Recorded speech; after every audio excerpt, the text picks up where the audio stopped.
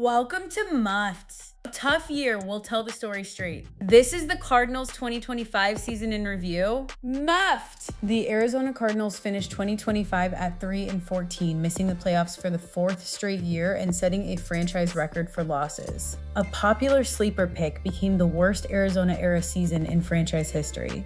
They opened 2-0 with wins at New Orleans and at home over Carolina. Looked like a real football team. Then the wheels didn't fall off. They were yanked off one by one. Kyler Murray's foot gave out in a Week 5 home loss to Tennessee, where Arizona blew a 21-3 lead. James Conner was already done for the year, and the Cardinals lost 9 straight to close the season.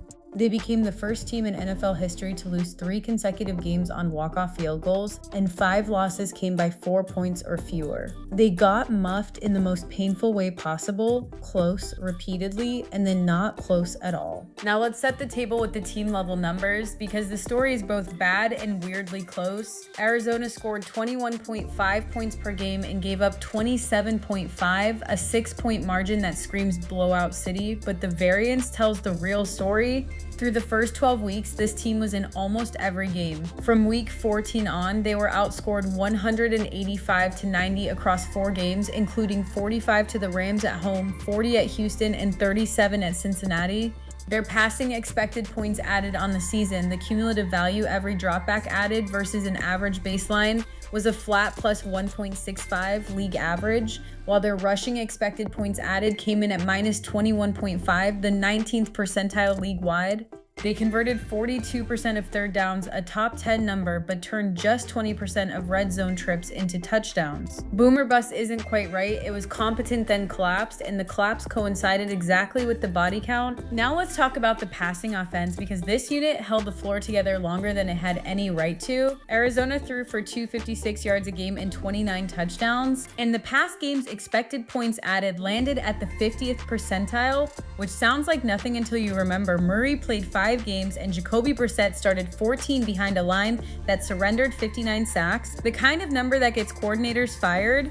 The chemistry between Brissett and tight end Trey McBride is the entire reason the passing game wasn't a disaster. McBride caught 126 balls for 1,239 yards and 11 touchdowns on a 28% target share, genuinely elite usage for a tight end.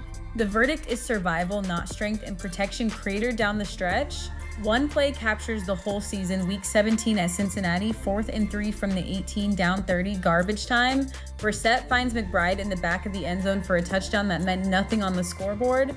The talent existed, the situation was hopeless. Now let's dig into the rushing offense, because if the passing game held the line, the run game never showed up. Arizona ran for 93 yards a game on 3.4 yards a carry, scored just 9 rushing touchdowns, and posted that minus 21.5 expected points added on the ground, bottom 5 of the league bad. Steady floor, low ceiling, with only a couple of explosive runs from Emari DeMercado punctuating an otherwise flat line. Michael Carter led the team with 333 rushing yards on 92 carries at 3.6 yards a pop, and his rush yards over expected was minus 84, the analytical way of saying he averaged about a third of a yard less per carry than a league average back would have on the same handoffs. Connor's week 3 injury, followed by Trey Benson's season-ending knee the next week, gutted the room before October. They got muffed up front, and they got muffed at the position. Next up, the pass defense, where the investment was supposed to pay off, and instead this group finished in the 19th percentile in expected points added allowed through the air. Arizona allowed 31 passing touchdowns and got home for just 30 sacks, a 16th percentile pass rush number that isn't competitive in 2025. Pressure rate sat at 21%, quarterback hits at 4.1 a game, and opposing offenses converted 44% of their third downs, 13th percentile at getting off the field. There were splash moments, and the defense generated 18 takeaways on the year, roughly league average. But splash plays without sustained pressure is exactly how you give up 31 passing scores. The bet on the defensive rebuild was that the front would create chaos and the back end would clean up. Neither half hit, and the run defense was actually the more respectable half of the unit. A strange thing to say about a defense that gave up 129 yards on the ground per game. The per carry math, 4.8 yards a pop allowed, and a cumulative plus 3.65 expected points added surrendered on the ground, essentially neutral on a per play basis and 38th percentile league wide. The problem wasn't efficiency, it was volume. When you're losing games and your pass defense can't get off the field, opponents just keep running it, and 456 carries against you for 19 touchdowns adds up. Steady, not disastrous. But steady against the run doesn't save a defense that can't cover and can't rush the passer. Muffed! Cardinals 2025 season MVP is tight end Trey McBride, and it's not close. 126 catches for 1,239 yards and 11 touchdowns on a 28% target share, the singular bright spot in a lost year.